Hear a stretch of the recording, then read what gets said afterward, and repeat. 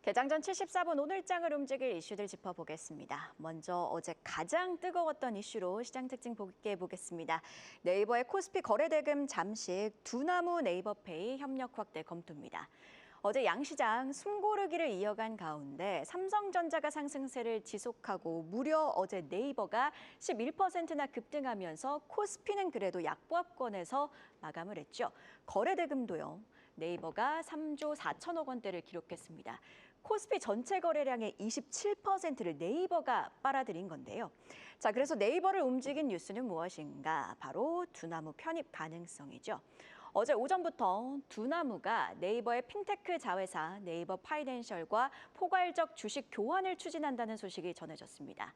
포괄적 주식 교환을 좀 풀어보자면 네이버 파이낸셜이 두나무의 지분 100%를 넘겨받고 그 대가로 네이버 파이낸셜의 신주를 두나무 주주들에게 주는 방식인데요.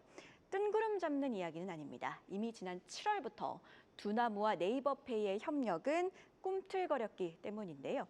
오후 들어서 양사의 입장이 발표가 됐는데 사실 무근이라는 표현 대신 아직 확정된 건 없다면서도 다양한 방안들을 논의 중이라고 했습니다. 이에 네이버는 급등합니다.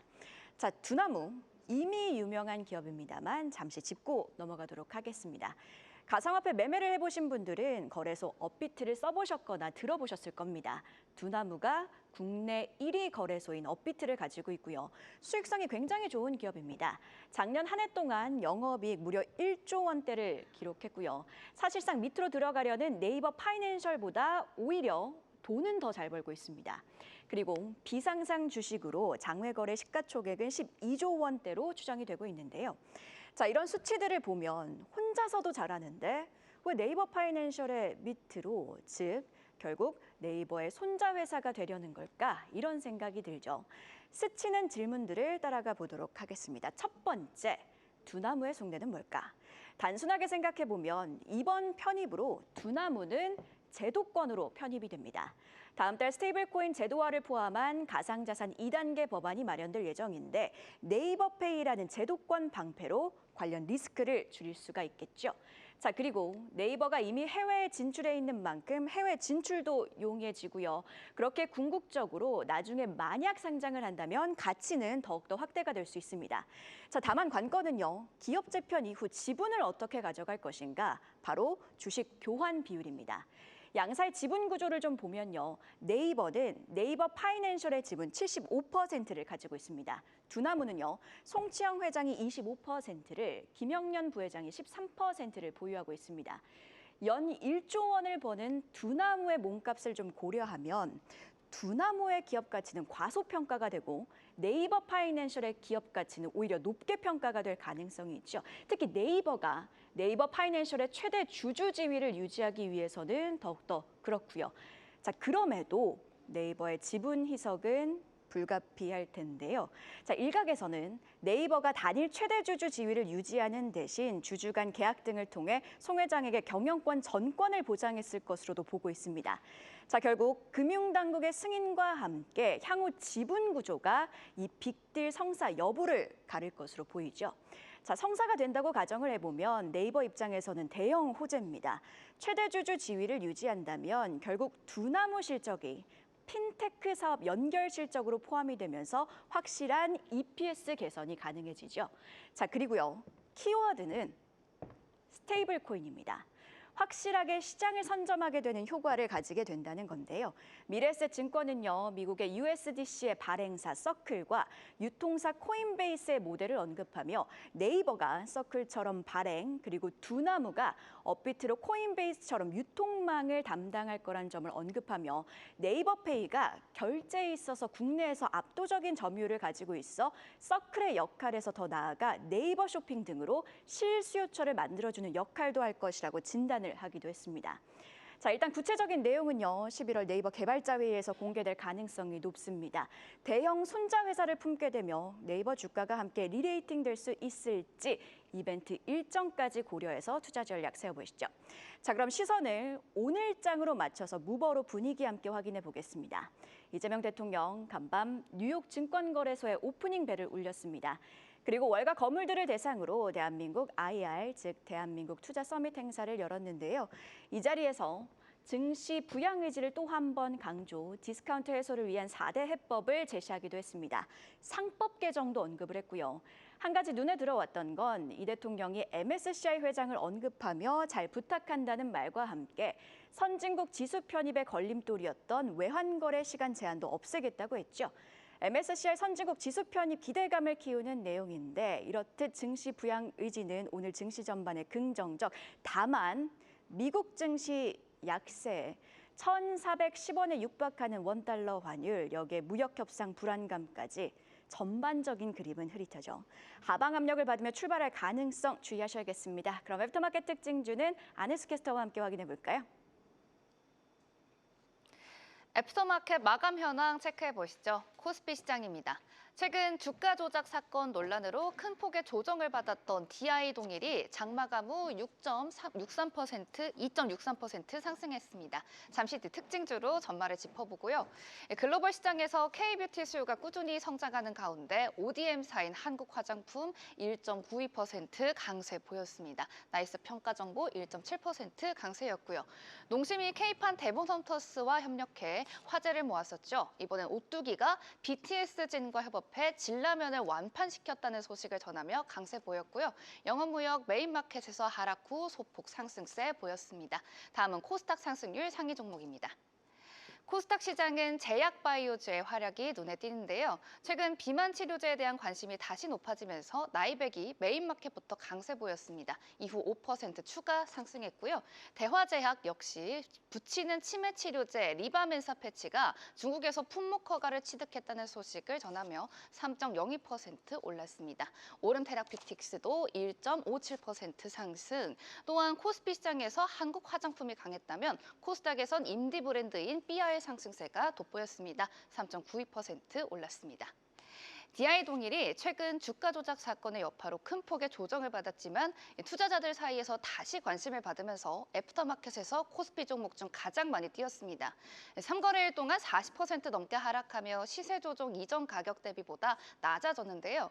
다만 기업 가치 대비 낙폭이 크다는 평가가 나오면서 소폭의 회복세를 보였습니다. 시가총액은 4천억 원대이지만 강남 본사 사업 가치만 이를 웃돈다는 분석이 있고요. 합병한 동일 알루미늄 역시 업계 1위로 하반기 알루미늄학 증설 효과가 나올 수 있다는 상황인데요. 다만 세력이 보유한 지분이 적지 않아서 향후 매도 물량에 대한 우려는 남아있는 상황이라는 점 잊지 마셔야겠고요. 코스닥에선 나이백이 강세 보였습니다. 비만 치료제 시장의 새로운 화두인 근육을 지켜주는 비만약 기대감이 주가를 밀어 올린 건데요. 나이백은 근손실을 최소화하면서 지방만 줄이는 기존의 차세대 후보 물질을 연구 중입니다.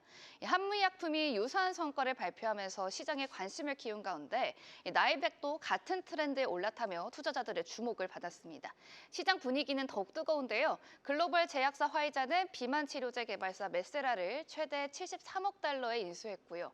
또 글로벌 투자은행 UBS는 성장 속도를 다소 보수적으로 봤지만 이 비만 환자 수는 꾸준히 늘 것으로 전망했는데요.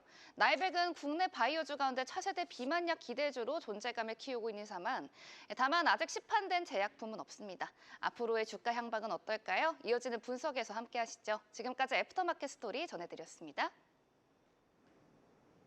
네, 애프터마켓 특징주 안혜수 캐스터와 함께 확인해봤고요. 계속해서 증시 모닝 브리핑, 오늘은 손창현 이사인베스트먼트 팀장과 이야기 이어가도록 하겠습니다. 먼저 DI 동일부터 함께 확인을 해보도록 할 텐데요. DI 동일 주가 조작의 대상이었다는 점이 강조가 되면서 이틀 연속 급락하다가 어제 애프터마켓에서는 낙폭을 축소하는 모습이었거든요. 이 흐름 어떻게 보고 계실까요? 제가 봤을 때는 이게 그 22일 날 금융위에서 이제 주식 주가 조작으로 발각이 됐다라고 하면서 1,000억 규모 보유한 주식이 한 11, 14% 정도가 되는데요. 이게 그 지급 정지가 됐습니다. 금융계좌 지급 정지가 됐고 이 관련된 그 분들에 대한 자택과 사무실 압수수색이 있다라고 했어요.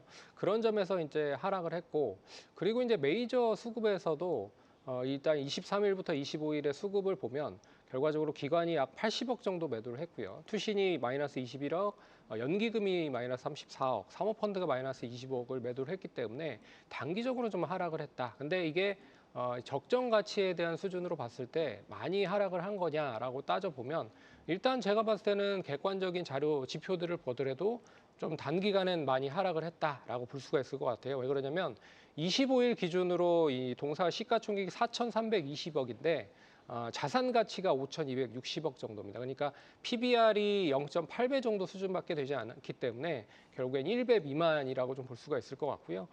이제 부동산 공시지가 가치만 해도 이게 강남에 있거든요.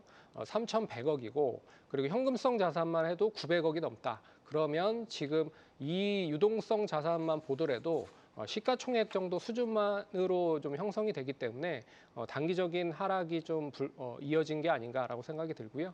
또한 이 사업 관련돼서는 이 알루미늄 박 관련된 그런 라인 증선을 올해 말 이제 완공을 하려고 준비를 하고 있는 상황입니다. 그리고 LFP용 배터리용 알루미늄 박과 그리고 ESS용 관련돼서 이 LG 에너지 솔루션과 삼성 SDI에 공급을 하려고 준비를 하고 있기 때문에 실적은 상저하고 하반기에 더 높아질 가능성이 높다라는 점에서 일단 제가 봤을 때는 단기적으로 과한 낙폭이 컸기 때문에 한 2만 원 정도 밑으로 하락을 한다라고 하면 분할적으로 좀 접근도 가능하지 않을까 보고 있습니다. 단 주가 조작단의 이제 지분이죠. 11에서 14%가 어떻게 해결이 되는지가 관건일 것 같다. 그렇게 좀 정리를 해보도록 하겠습니다.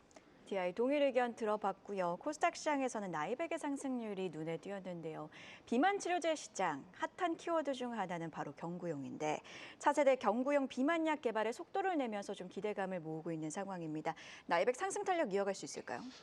상승 탄력은 뭐 이어갈 가능성이 높을 것 같아요. 최근에 이제 한미약품이 경구용 이 비만 치료제를 발견을 했는데 이게 뭐 아시다시피 체지방 감소가 됐지만 근육량이 빠지는 게 문제였잖아요. 하지만 한미약품에서 만든 이제 경구용 치료제가 근육량이 늘어날 수 있다라는 기대감으로 상승을 했고 나이백도 이제 올해 초에 JP모건 헬스케어에서 이 관련된 비만 치료제, 근육 유지가 진행이 되는 비만 치료제를 만들었다. 그러면서 이 동사에 대한 여러 가지 그 치료제를 빅파마들의 판매를 할 수 있는 판로를 만들어 놨다라고 얘기를 하고 있기 때문에 단기적으로 하락을 할 것 같지는 않고요. 조금 더 상승을 할 가능성이 높다라고 볼 수 있기 때문에 어제 뭐 넥스트레이딩 관건으로 봐더라도 외국인과 기관에 대한 쌍끌이 매수가 이어졌기 때문에 오늘 1차적으로 목표가는 한 3만 원에서 3만 4천 원 정도 유지는 될 거라고 보고 있고요. 여기가 유지가 되면 단기적으로는 4만 원 이상까지도 상승을 할 수 있다. 그렇기 때문에 이 추이 자체가 조금 이어질 가능성이 높다라고 보셔야 될 것 같습니다. 네, 언급해 주신 것처럼 나이백 기술적 지지선들을 함께 확인해 보면서 향후 주가 추이 주시해 보고요. 다만 비만 치료제주들 간밤 뉴욕 증시에서는 조금 하락하는 모습이었습니다. 노보노디스가 4.6% 하락한 만큼 개장 이후 분위기는 함께 주시해 보시죠. 자, 이번에는요. 전일장 핫했던 섹터에서 이슈 찾아보는 시간입니다. 이슈픽 심수영 캐스터가 준비했습니다. 이슈픽 오늘은 구리 이야기로 문을 열겠습니다. 세계 2위 구리 생산지인 인도네시아 그라스버그 광산에서 대규모 토사 유출 사고가 발생했습니다. 운영사인 미국 프리포트 맥모라는 공급 계약을 이행할 수 없다며 결국 불가항력 조항을 발동했는데요. 이번 사고로 분기 구리금 생산 전망치도 하향 조정한 가운데 전일장 관련주로 꼽히는 이구산업, 풍산, 포스코엠텍, 사마알미늄 등이 강세 보였습니다. 그라스버그 광산은 전 세계 구리 생산의 약 3%를 차지하는데요. 공급 차질이 기정사실화되며 구리 가격은 지난해 5월 기록한 사상 최고가에 근접했습니다. 전문가들은 이미 공급이 빠듯한 상황에서 추가 충격이 겹쳤다며 가격 상승 압력이 불가피하다고 분석하는데요. 골드만삭스는 구리 가격이 톤당 15,000달러까지 치솟을 수 있다고 내다봤습니다. 문제는 이번이 단발 사고가 아니라는 점입니다. 올해만 해도 콩고, 칠레, 코델코 광산에서 잇따라 중단 사태가 벌어졌죠. 공급은 계속 줄어드는데 친환경 전환과 AI 산업 성장으로 수요는 급증하고 있는 만큼 구리 관련 소식 계속해서 체크해 봐야겠습니다. 다음 이슈도 살펴보겠습니다. 미국이 추진 중인 알래스카 액화 천연가스 LNG 송유관 건설 사업에 한국 기업이 참여할 가능성이 제기됐습니다. 크리스 라이트 미 에너지부 장관이 기자회견에서 현재 한국 기업과 협의 중이라며 프로젝트는 12개월 내에 착공돼야 한다고 밝힌 건데요. 또 라이트 장관은 미국 에너지부가 일부 신용 지원에도 나설 것이라고 덧붙였습니다. 그래서 오늘은 알래스카 LNG 프로젝트와 관련해서 각 산업별로 얽힌 복잡한 셈법에 대해서 잠시 짚어보는 시간 준비했는데요. 우선 이번 프로젝트에 연관이 돼 있는 대표적인 산업군을 뽑아보면요. 이렇게 철강, 조선, 건설, 에너지 4개를 뽑을 수 있을 겁니다. 그중 철강 기업들과 조선 기업들의 경우 비교적 이번 프로젝트를 환영하는 분위기인데요. 철강제를 조달하는 회사들의 경우 장기 점유율 확대 가능성까지 생각하고 있고요. 조선주들에도 연쇄 수혜가 예상되죠. 반면 건설이나 에너지 기업들은 고민이 깊습니다. 건설 같은 경우엔 알래스카 특유의 혹독한 기후와 열악한 인프라, 환율 변동, 공사비 상승까지 변수가 너무 많고요. 에너지 기업들 역시 계약 포트폴리오가 충분한 상황에서 굳이 투자를 할 필요가 있을까 고민할 수밖에 없는 상황입니다. 그렇다면 투자의 관점에선 어떤 의견들이 있을까요? 이어지는 분석에서 살펴보시죠. 지금까지 심수연이었습니다. 네, 이슈픽 확인해 보도록 하겠습니다. 세계 주요 광산에서 생산 차질 이슈가 불거지면서 구리 가격이 급등세를 겪고 있습니다. 어제장 보시면 관련 종목들 그리고 또 구리 ETF 모두 빨간불을 켜냈는데요. 투자 전략은 어떻게 가져가는 게 좋을까요? 제가 봤을 때는 뭐 단기적으로 좀 구리 가격 상승이 불가피하다라고 좀 보고 있기 때문에 이 관련된 구리를 많이 사용을 하고 있는 그런 업종도 많이 상승을 할 가능성이 높다라고 볼 수가 있을 것 같습니다. 그래서 가장 많이 들어가는 쪽은 뭐 AI 데이터 센터에 들어가는 전력망, 변압기나 송전 관련돼서 많이 사용을 하기 때문에 당연히 이제 판가가 높아질 수 있을 거라고 보고 있고요. 두 번째 이제 신재생 에너지, 2차 전지 뭐 4대 소재 쪽 제조 과정에서 당연히 들어가고 있고요. 그리고 ESS나 태양광 쪽에도 들어가기 때문에 그쪽 관련된 사업도 잘 눈여겨보셔야 될 것 같고, 그리고 전자기기 회로판에도 많이 들어갑니다. 그래서 스마트폰이라든지 뭐 PC라든지 뭐 TV 쪽에도 많이 들어간다라고 하는 거를 감안을 해보면 이쪽에 대한 그 가격에 대한 인상도 불가피할 것 같다라고 보고 있고요.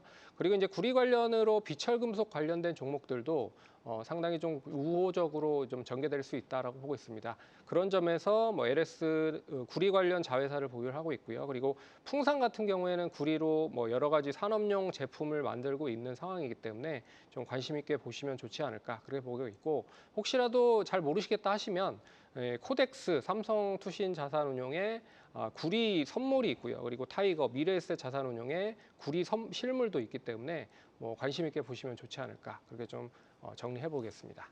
구리 가격 상승세와 관련된 내용들 짚어봤고요.